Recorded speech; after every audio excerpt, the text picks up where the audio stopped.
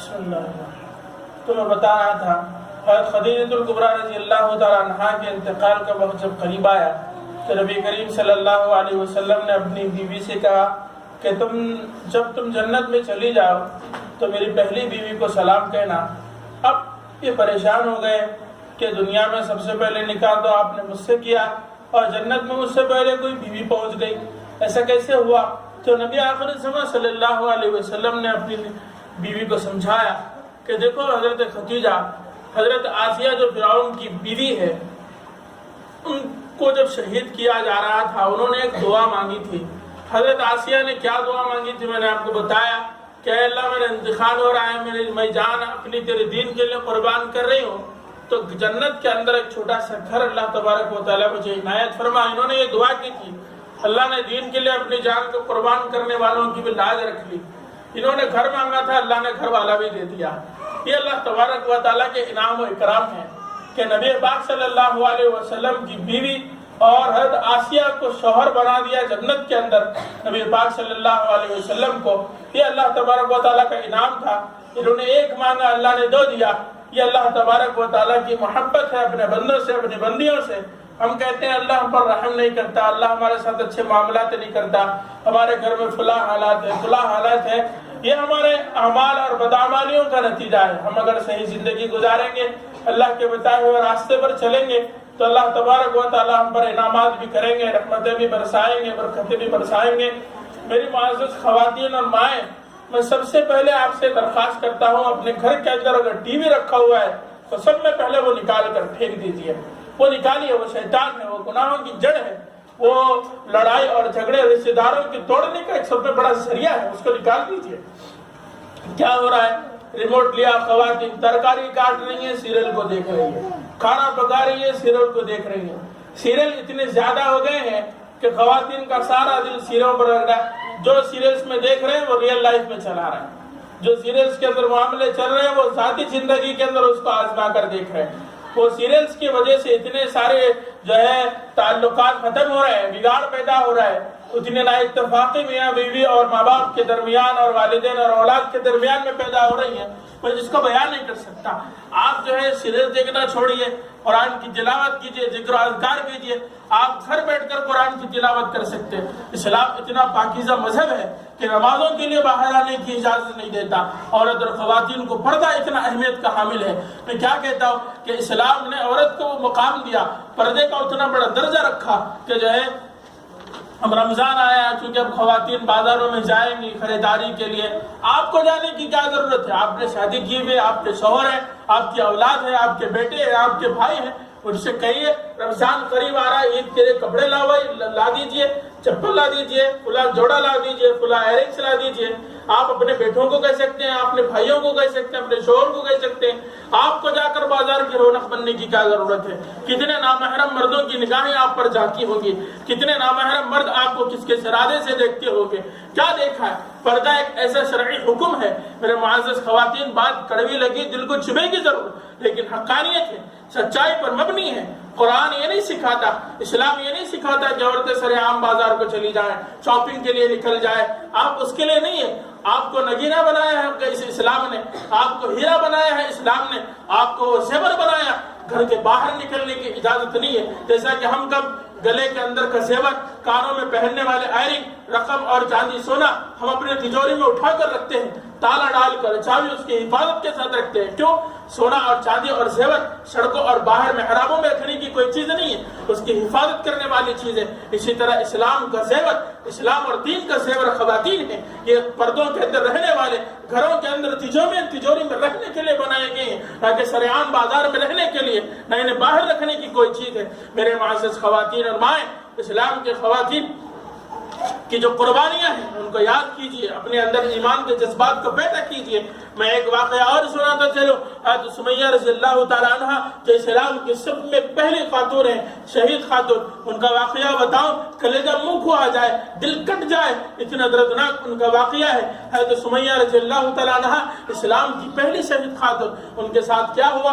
جنگ و جدال کا موقع تھا، اسلام کے لیے لڑنے والے، ہمیں لگتا ہے کہ اسلام کے لیے جانے قربان اور اسلام کے لیے قربانی صرف مردوں نے دی ہیں، ایسا نہیں ہے۔ اسلام کے لیے جانوں کو قربان خواتین نے کیا ہے، اسلام کی بلندی کا ذریعہ خواتین بنی ہیں، اسلام کو پھیلانے کا ذریعہ خواتین بنی ہیں، اسلام کے اندر اخلاق کی بلندی کا ایک دعویٰ خواتین نے کیا ہے۔ خواتین کا مقام و مرتبہ اللہ تبارک و تعالیٰ نے بہت بڑا رکھا ہوا ہے۔ سمیہ رضی اللہ تعالیٰ عنہ اسلام کی سب میں بڑی پہلی شہید خاتون ہیں۔ ان کے ساتھ کیا معاملہ ہوا؟ درندوں اور کافروں نے جو ہے ناہنجاروں نے ان کے ساتھ کیا معاملہ کیا میں وہ آپ کو بتاتا ہوں۔ جو ہے جنگ چل رہی تھی اسلام کی، جو ہے کفاروں کو مارا کاٹا جا رہا تھا، اس وقت حضرت سمیہ رضی اللہ تعالیٰ عنہ درمیان میں آتی ہیں۔ کیا کیا کافروں نے؟ غور سے سنیں معزز خواتین، آپ کے کلیجہ منہ کو آ جائے، اتنی جو ہے دردناک واقعہ ان کا ہے۔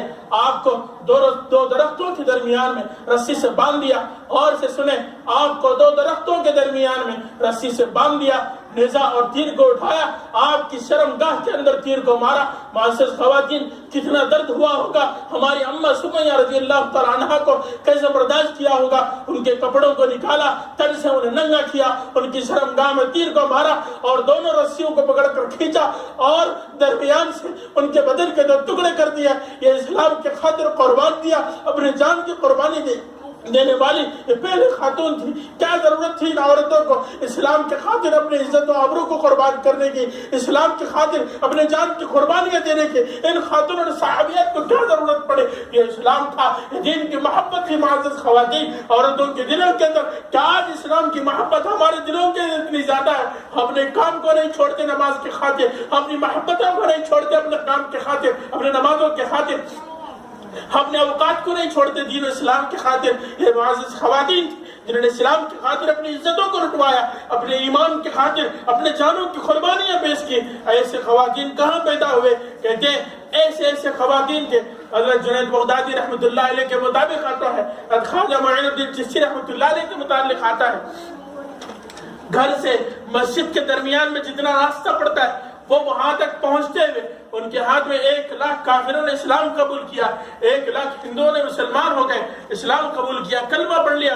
وہ مسجد نہیں گئے، راستے سے واپس آئے، اپنے گھر کے دروازے پر دستک دی، اماں جان دروازہ کھولا، بیٹا پوچھا نماز کو جا رہا تھا واپس کیوں آیا؟ انہوں نے کہا اماں جان میں گھر سے نماز کو نکلا، مسجد تک پہنچا نہیں، میرے ہاتھ پر 1,00,000 کافروں نے اسلام قبول کیا۔ ان کی اماں نے کیا کہا؟ بیٹا وہ تیرا کمال نہیں ہے، تیری ماں کا کمال ہے۔ انہوں نے کیا کہا؟ تیری ماں کا کمال کیسے ہے؟ تجھے معلوم ہے جب تو پیدا ہوا میرے گود میں تھا، اللہ کا شکر ہے، اللہ کا شکر ہے، پوری زندگی میں جب تک میں تجھے دودھ پلاتی رہی بغیر وضو کے میں نے تجھے دودھ نہیں پلایا۔ ایسا خواجہ معین الدین تو پیدا ہونا ہی تھا جس کی ماں بغیر وضو کے کبھی اپنے بیٹے کو دودھ نہ پلائے۔ ایسا خواجہ معین الدین تو پیدا ہی ہوگا جس کے ہاتھ پر 1,00,000 نہیں 1 کروڑ اسلام قبول کریں گے۔ مائیں ایسے پہلے تھی وضو کے ساتھ دودھ اپنے اولاد کو پلاتی تھی، آج ایسے بچے کیوں نہیں پیدا ہو رہے؟ کیا ہے ہمارے خواتین کہاں گئی؟ ہماری مائیں کہاں گئی؟ کیا وہ اعمال رہ گئے؟ نمازیں چھوڑ دیا، اسلام کو چھوڑ دیا، قرآن کی تلاوت کو چھوڑ دیا، ذکر اذکار کو چھوڑ دیا، دین سے کتنے دور چلے گئے۔ نہ نماز تراویح کا کوئی اہتمام، نہ نمازوں کا کوئی اہتمام، نہ قرآن کی تلاوت کا کوئی اہتمام، نہ ذکر اذکار کا کوئی اہتمام۔ ہماری زندگی ایسی ہو گئی صرف ہمیں دنیا چاہیے، صرف دنیا چاہیے۔ دنیا کے اندر آرام سے ہے، کھانا پینا آرام سے چل رہا ہے، اوپر چھت پر فین چل رہا ہے، ٹھنڈی ہوائیں کھڑکی سے آ رہی ہیں، کھانے کے لیے 3 وقت گرم کھانا مل رہا ہے، اس سے زیادہ آرام اور آرام اس کے علاوہ ہمیں کیا چاہیے؟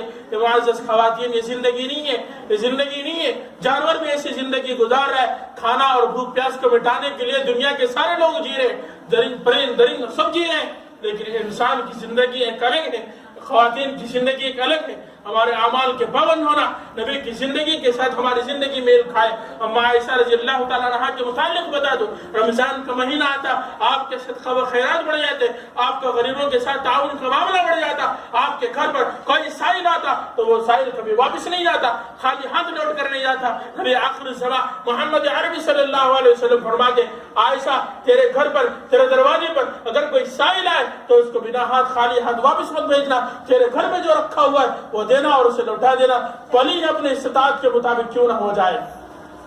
ایک مرتبہ کا واقعہ ہے، نبی آخر زمان محمد عربی صلی اللہ علیہ وسلم گھر میں تشریف لائے، دیکھا کیا اما عائشہ رضی اللہ تعالیٰ عنہ کچھ دھو رہی ہیں، ان کے ہاتھ میں درہم و دینار ہے، رگڑ کر اس پیسوں کو، اس روپیہ کو، اس دینار کو دھو رہے ہیں۔ نبی کریم صلی اللہ علیہ وسلم ایک صحابی آئے، تقریباً ان کے بھتیجے یا بھانجے تھے، انہوں نے پوچھا بجا پھپھو کہ کیا کر رہی ہیں آپ؟ درہم و دینار کو رگڑ کر دھو رہی ہیں، روپیہ پیسہ ہے، خیرات کر دیں، صدقہ کر دیں، کسی غریب کو نواز دیں، یہ دھونے کا کیا مطلب ہے؟ اما عائشہ رضی اللہ تعالیٰ عنہ نے فرمایا اے صحابی رسول، میں نے اپنے نبی کریم صلی اللہ علیہ وسلم سے سنا ہے، نبی کریم صلی اللہ علیہ وسلم فرماتے تھے جو بندی صدقہ و خیرات کرتے ہیں، غریبوں اور بیواؤں اور محتاجوں اور یتیموں کی ضرورتوں کو پورا کرتے ہیں، مدارس و مساجد کو پیسہ دیتے ہیں، وہ سب میں پہلے اللہ تبارک و تعالیٰ کے ہاتھ میں جاتا ہے، اس کے بعد بندوں تک پہنچتا ہے۔ میں یہ نہیں چاہتی کہ میرا خرچ کیا ہوا درہم و دینار، میرا خرچ کیا ہوا روپیہ پیسہ اللہ کے ہاتھ میں ناپاک اور گندا بندہ جائے،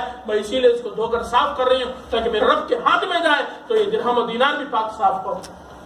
ایسے حالات تھے خواتین کے، ایسے نبی کریم صلی اللہ علیہ وسلم کی زندگی تھی، ایسے صحابیات کی زندگی تھی۔ میری معزز مائیں، معزز خواتین، رمضان کا مبارک مہینہ چل رہا ہے، ایک عشرہ ختم ہونے کو ہے، جو ہے آگے ابھی وقت ایام باقی ہیں، اپنے وقت کو، اپنے اوقات کو، اپنے بچے ہوئے ٹائم اور وقت کو عبادتوں میں لگائے۔ پکانا، کھانا، گھر کے کام کاج ہر عورت کے ساتھ لگا ہوا ہے، لیکن وقت اور کام کاج کو ذرا حساب سے بانٹتے ہوئے، فلاں وقت میرے ذکر کا ہے، فلاں وقت میرے قرآن کی تلاوت کا ہے، فلاں وقت میرے ذکر و اذکار کا ہے، فلاں وقت میرے نوافل نمازوں کا ہے، فلاں وقت میری فرض نماز کا ہے، ان اوقات کو ہٹاتے ہوئے فلاں وقت میرے کام کاج کا ہے۔ آپ اپنے اوقات کو تقسیم کیجئے کہ مجھے کس وقت میں کیا کام کرنا ہے، مجھے کس وقت میں قرآن کی تلاوت کرنا ہے، مجھے کس وقت میں ذکر و اذکار کرنا ہے، مجھے کس وقت میں جو ہے نوافل پڑھنا ہے۔ آپ ان اوقات کو خود تقسیم کر لیجئے، آپ کا مقام و مرتبہ بہت زیادہ ہے، آپ کا عزت و اکرام بہت زیادہ ہے۔ شریعت نے آپ کو اسلام کا تاج بنایا ہے، شریعت نے آپ کو اسلام کا جو ہے سرتاج بنائے ہیں، آپ کا ایک مقام اونچا اللہ تبارک و تعالیٰ نے کیا، نبی کریم صلی اللہ علیہ وسلم نے کیا، اسلام نے کیا، شریعت نے کیا، دین و مذہب نے کیا۔ آپ اپنے مقام و مرتبے کی لاج رکھ لیں، اس کو نہ گوائیں۔ میری آپ سے درخواست ہے، وقت باقی ہے، بازار کی رونقیں بالکل نہ بنے، بازار کی رونقیں بالکل نہ بنے، بازار کی رونقیں بالکل نہ بنے۔ اپنی ضروریات اپنے گھر والوں سے منوائیں، اپنی ضروریات کو پورا اپنے گھر والوں سے کرائیں، اپنے مردوں سے کرائیں، اپنے بیٹوں سے کرائیں، اپنے بھائیوں سے کرائیں، گھر کے آدمیوں سے اپنے گھر کی چیزوں کو منگوائیں۔ آپ باہر نہ نکلیں، آپ باہر نہ نکلیں، معاشرہ گندا ہے، معاشرہ خراب ہے، حالات ناسازگار ہیں، حالات اتنے گندے ہیں کہ پتہ نہیں کس کی نگاہیں کب کس ارادے سے اٹھ جائیں، پتہ نہیں کس کے قدم کب کس کے ارادے سے اٹھ جائیں۔ میری معزز مائیں، آپ اپنی عزت و آبرو کی حفاظت کر لیں، آپ اپنی عزت و آبرو کی حفاظت کر لیں۔ معاشرہ تو ناپاک ہو چکا ہے، آپ کی وجہ سے میں یہ کہتا ہوں، آپ کی وجہ سے ایک نسل پوری خاندانی بن سکتی ہے، ایک نسل پوری ہدایت کو آ سکتی ہے، ایک نسل پوری جنتی بن سکتی ہے۔ آپ جائیں اپنے پڑوس کو سمجھائیں، اپنے پڑوسی خواتین کو سمجھائیں کیا ہو رہا ہے۔ عصر کی نماز ہو گئی، 4-5 خواتین مل کر بیٹھ گئے، کیا گفتگو چل رہی ہے؟ فلاں کی غیبت کی، اس ساڑی کہاں سے لے، ان ایئرنگ کہاں سے لے، ان کپڑے کہاں سے خریدی، ان چپل کہاں سے خریدی، کیا ضرورت ہے؟ کوئی کہاں سے خریدے، ہمیں کیا لینا دینا ہے؟ ہمیں اپنی ضروریات پوری کرنے، کسی کی چپل اچھی ہو یا بری ہمیں کیا لینا دینا ہے؟ کسی کا لباس اچھا ہو یا برا ہمیں کیا کرنا ہے؟ کسی کے ایئرنگس نکلیس اچھا ہو یا برا ہو کیا کرنا ہے؟ کہاں سے خریدے، ماڈل کب کا ہے، کب لایا، کہاں سے لایا، کس نے خرید کر دیا؟ بیٹھ کر گفتگو کر رہی ہیں، اس کے بجائے سبحان اللہ کہہ لیجئے، الحمدللہ کہہ لیجئے، اللہ اکبر کہہ لیجئے، اللہ کا ذکر کر لیجئے، اللہ کے نظر میں مقبول ہو جائیں گے۔ اللہ تبارک و تعالیٰ آپ کو چن لے، اللہ تبارک و تعالیٰ نے آپ کو چنا ہے۔ میں ہمیشہ کہتا ہوں، دین کی مجلسیں جہاں بھی لگتی ہیں، مسجدوں کے اندر ہو، باقی باہر کسی مقامات پر ہو، میں ایک بات ہمیشہ یاد کے ساتھ کہتا ہوں، دین کی مجلسوں میں جہاں دین کی باتیں ہوتی ہیں، جہاں نمازیں ہوتی ہیں، اللہ اور رسول کا تذکرہ ہوتا ہے، اس جگہ میں کوئی بھی بندہ آتا نہیں ہے، اللہ اس کو لاتے ہیں۔ میں آپ کو بتاؤں، آپ کے گھر کے بازو کتنے خواتین اور کتنی عورتیں رہی ہوں گی، آپ کے محلے میں کتنے عورتیں رہی ہوگی، اس محلے میں کتنی عورتیں ہیں، وہ نہیں آئے، اللہ نے آپ کو چنا۔ اس کا مطلب کیا ہے؟ اللہ آپ کو اپنا قریب کرنا چاہتے ہیں، اللہ نے آپ کو یہاں بلوایا ہے، آپ آئے نہیں ہیں، اللہ آپ کو یہاں لائے ہیں، اللہ آپ کو اپنا حبیب بنانا چاہتے ہیں، آپ اللہ کے محبوب ہیں، اللہ تبارک و تعالیٰ نے آپ کو چنا ہوا ہے، آپ اللہ کے مقرب ہیں، اللہ آپ کے قریب ہیں، اللہ کی خاص بندیاں ہیں۔ اللہ تبارک و تعالیٰ آپ کے یہاں آنے کو قبول فرمائیں۔ ایک واقعہ بول کر اپنی بات کو ختم کرتا ہوں. ایک اللہ والے کسی دیہات کو چلے گئے. وہاں گئے, جا کر سب میں پہلے مسجد کو پہنچے. ظہر کی نماز کا وقت تھا. وہ دیکھے مسجد ویران ہے, چھتوں پر جالے لگے ہوئے ہیں, نیچے جو ہے کچرا پڑا ہوا ہے, پتیوں کی بھرمار ہے, پوری گندگی ہے. ایک بوڑھے ادھیر عمر کے آدمی جن کی عمر 50 یا 60 سال سے تجاوز کر سکی, ایک بوڑھا آدمی اذان دے رہا ہے, وہی نماز پڑھ رہا ہے اور گیٹ پر تالا مار کے جا رہا ہے. مسجد کی صفیں گندی ہو چکی ہے, جائے نماز گندی ہو چکی ہے. یہ اللہ والے گئے, اس بوڑھے آدمی مؤذن سے بات کی. انہوں نے پوچھا کیا ماجرا کیا ہے, کیا یہاں لوگوں میں مسلمانوں کی کمی ہے, کس چیز کی کمی ہے؟ تو اس بزرگ آدمی مؤذن نے کہا کہ دیکھیے یہاں نماز تو ہوتی تھی, لوگ پہلے نمازوں کو آتے تھے, امام صاحب بھی تھے, مؤذن بھی تھے. میں تو پورے 40 سال سے یہاں مؤذنی کر رہا ہوں اور یہی رواج ہے. اذان خود دیتا ہوں, نماز خود پڑھتا ہوں, عبادتیں خود کرتا ہوں اور چلا جاتا ہوں, لیکن کبھی یہاں کوئی نماز کے لیے آتا نہیں. انہوں نے وجہ پوچھی تو انہوں نے کہا یہاں سامنے ایک میلہ لگتا ہے, آپ جائیں گے تو آپ کو پتہ چلے گا. یہ اللہ والے وضو کیے, نماز پڑھی, اس کے بعد مسجد کی صفائی کی, سارے صحن کو جھاڑو مارا, پتے اور گندگی کو اٹھائے, چھت اور دیوار کے جالوں کو صاف کیا اور باہر نکل پڑے گاؤں کا دورہ کرنے کے لیے کہ آپ کے یہاں کے مسلمانوں میں کمی کس بات کی ہے جو نماز پڑھنے کے لیے نہیں آتے ہیں. کہ چلے تو دیکھا ایک جگہ پر بہت سارے لوگ جمع ہیں, ایک بہت بڑا مجمع ہے, لوگ اتنے زیادہ, یہ سمجھے کہ کچھ حادثہ ہو گیا ہے جس کی وجہ سے لوگوں کی اتنی بڑی بھیڑ جمع ہو گئی ہے. یہ چلے گئے, جا کر دیکھا تو ایک لڑکی, ایک نوجوان عورت وہاں پر ڈانس کر رہی ہے. یہ سارے نوجوان اور سارا شہر کھڑا ہو کر دیکھ رہا ہے, ناچ گانا دیکھ رہا ہے. اللہ والے کی نگاہیں نیچے ہو گئی, وہ بیچارے شرمندہ ہوئے, دور چلے گئے. دوسرا دن ہوا یہی معاملہ دیکھا, تیسرا دن ہوا یہی معاملہ دیکھا کہ روز وہ صبح شام وہ عورت ناچ گانا دکھاتی ہے, اپنے بدن کی نمائش کرتی ہے. سارے شہر کے لوگ کھڑے ہو کر اس کے حسن کو اور اس کے ناچ گانے کو دیکھتے ہیں. کوئی مسجد کو نہیں آتا, کسی کو اللہ کی پرواہ نہیں, کسی کو عبادت اور اپنے آخرت کی پرواہ نہیں ہے. یہ بات جیسے ہی سمجھ میں آ گئی, یہ اللہ والے آدمی نے لوگوں سے معلوم کیا یہ ناچ گانا کرنے والی عورت, اس کا پتہ کہاں ہے, اس کا گھر کہاں ہے. اس کا پتہ معلوم کیا, اس کا ایڈریس معلوم کیا, اس کے گھر کو پہنچے, دروازے پر دستک دی. وہ ناچنے والی خاتون نے دروازہ کھولا. یہ اللہ والے اپنی نگاہوں کو نیچے کیے ہوئے اس سے بات کرنے لگے.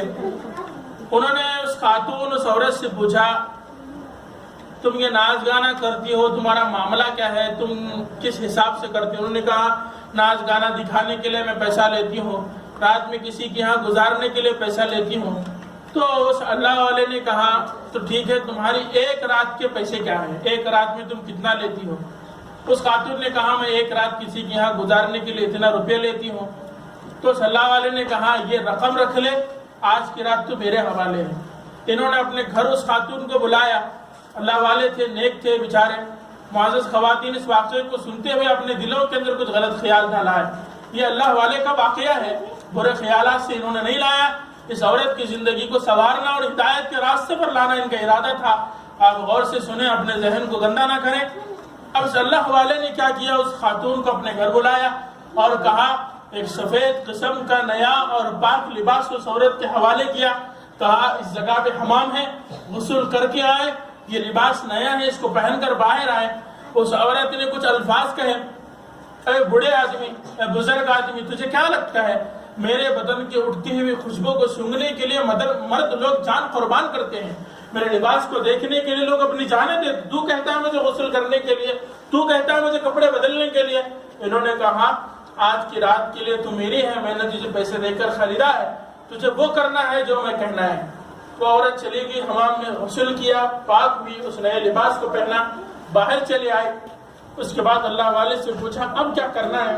قربان جائیں میری مائیں, جو عمل انہوں نے کیا اس پر وہ عورت فدا ہو گئی, اسلام میں داخل ہو گئی. پوری زندگی اللہ کی عبادت میں وہ اپنی جان کو گوا بیٹھی. کیا کیا انہوں نے؟ مصلی بچھایا اور اس عورت سے کہا اس مصلی پر کھڑی ہو جا.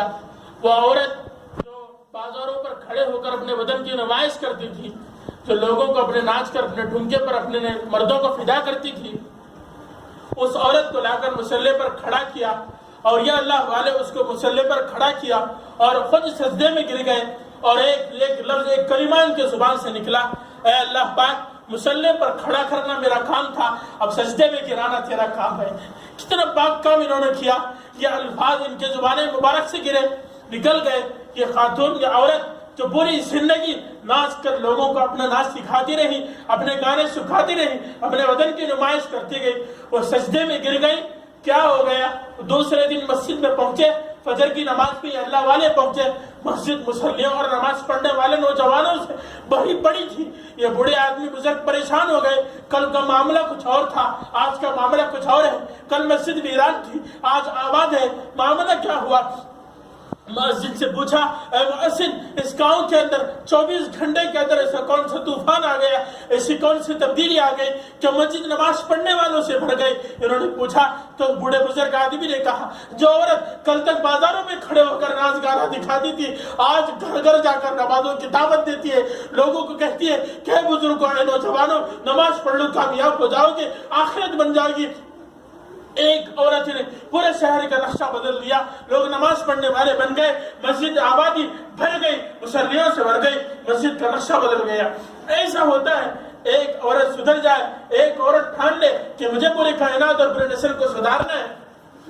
معزز خواتین، عورت کے ہاتھ اور زبان کے اندر اللہ نے وہ پاورز دی ہیں جو کسی مرد کے اندر نہیں، کسی اللہ والے کے اندر نہیں، کسی عالم دین کے اندر نہیں، کسی مفتی کے اندر نہیں، کسی دین والے کے اندر نہیں۔ اللہ نے وہ عورت، وہ طاقتیں، وہ روحانیت اللہ تبارک و تعالیٰ نے خواتین کو دے رکھی ہے۔ معزز خواتین، آپ اپنے اندر کی عظمت کو پہچان لیں، آپ ایک دوسرے کو دین کی دعوت دیں، نمازوں کی دعوت دیں، لوگوں کو دین کی دعوت دیں۔ اللہ تبارک و تعالیٰ مجھے آپ کو کہنے سننے سے زیادہ عمل کی توفیق نصیب فرمائے۔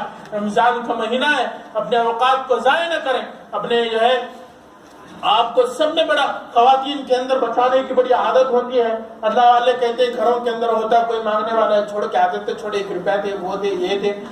مزاج ہے، خواتین کا مزاج ہے، فطرت انسانی ہے۔ اللہ تبارک و تعالیٰ نے مال سے محبت دلوں کے اندر ڈال دی ہے، یہ الگ بات ہے، لیکن سخاوت کا درجہ یہ ہے کہ کوئی سائل آئے، آپ کے گھر میں اناج رکھا ہوا ہو، پکا ہوا کھانا رکھا ہوا ہو، کوئی رقم رکھی بھی ہو، آپ اگر چاہتے ہیں اپنی استطاعت، یہ نہیں کہتا کہ آپ سب کچھ لٹا کر خود صدقے کے محتاج ہو جائیں، ایسے نہیں، آپ اپنی طاقت اور استطاعت کے مطابق لوگوں کو دیجئے، سائل کو دیجئے، مدارس کو دیجئے۔ کہتے ہیں آج کے دور میں سب سے زیادہ مستحق مدارس اسلامیہ ہیں۔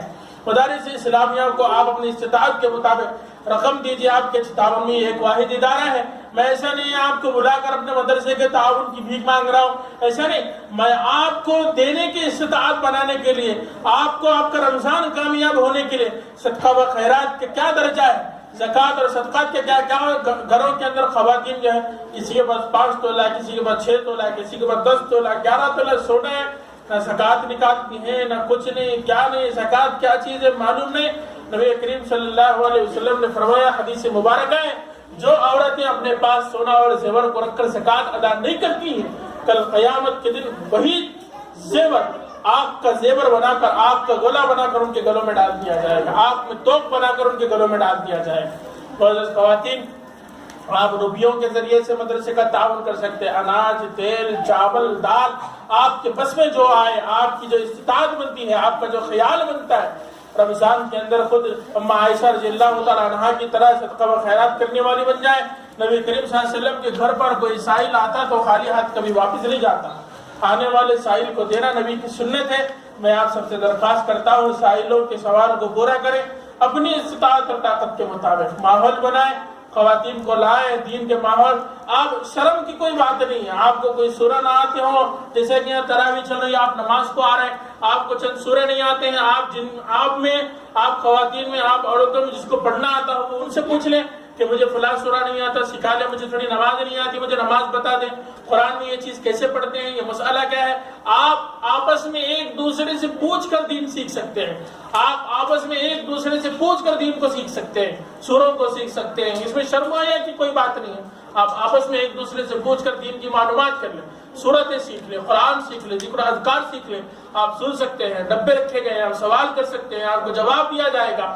تو جو ہے دین اشاعت کا نام ہے۔ میں رمضان کے مہینے میں مدرسے کے اندر خواتین کی تراویح کا رکھنے کا ایک ہی مقصد ہے، میں یہ چاہتا ہوں کہ تمہارے رمضان کے مہینے کے 1 مہینے کی تراویح آپ کو سال کے 12 مہینے گھر کے اندر نمازی بنائیں، گھر کے اندر دیندار بنائیں. 5 وقت اذان ہو جائے تو مصلی آپ کے ہاتھ میں آ جائے، آپ کے دل کے اندر یہ خیال پیدا ہو جائے کہ اذان ہو رہی ہے مجھے نماز پڑھنا ہے، اذان ہو رہی ہے مجھے سب سے پہلے نماز کی تیاری کرنا ہے. آپ یہ پابند بن جائے، اس لیے میں نے یہ شروع کیا ہے. بس دعائیں کریں کہ اللہ تبارک و تعالیٰ ہمیں کامیاب کرے، ہمارے ارادوں کو اللہ پورا کرے. میں دعا کرتا ہوں کہ اللہ آپ کے نمازوں کو، آپ کی تراویح کو، آپ کے قرآن سننے کو، آپ کے ذکر اذکار کو، آپ کی دیگر نوافل عبادتوں کو اللہ قبول کرے. آپ کو سارے سال کے 12 مہینے نماز کی توفیق اللہ تبارک و تعالیٰ دے. میں نے بڑے عمر والے بھی ہیں، آپ میری مائیں بھی ہیں، بزرگ بھی ہیں. میں آپ سب سے درخواست کرتا ہوں، میں چھوٹا بچہ ہونے کے ناطے ہو سکتا ہے میری زبان سے کچھ الفاظ سخت نکل گئے ہوں جو آپ کے دل کو ٹھیس پہنچائیں، آپ کے دل کو تکلیف پہنچی. میں اپنا بچہ سمجھ کر، اپنا بیٹا بھائی سمجھ کر محبت کے ساتھ معاف کر دیں کہ دین کی باتیں ہیں، اگر کڑوی لگے گی ہم نہیں پہنچائیں گے تو آپ تک کون پہنچائیں گے. میرے کڑوی باتوں کو معاف کر دیں. بس عمل کا داعی اور عمل کے ارادے سے وہ ساری باتیں سنیں جو یہاں سنے ہوں، وہاں جا کر دوسروں تک پہنچائیں. کبھی ارادہ ہو، کبھی ایسی مجلسوں کے ارادے آپ کی دلوں کے اندر آئے، ہم تک پیغام پہنچائیں. ہم آپ کی خدمت کے لیے کبھی بھی تیار ہیں انشاءاللہ. جب تک سانسیں ہماری چل رہی ہیں اس وقت تک امت کی خدمت کرنے کے لیے ہم تیار ہیں. آپ کی جو بھی ضرورتیں ہیں دینی اعتبار سے آپ ہم تک پہنچائیں، انشاءاللہ پورا کرنے کی پوری کوشش کریں گے. جو استطاعت، جو طاقت اللہ نے ہمیں دی ہے اس پر ہم کھڑے اترنے کی پوری کوشش کریں گے. اللہ ہمیں اور آپ کو بیٹھنے اور سننے عمل کی توفیق نصیب فرمائے. وما علینا الا البلاغ المبین.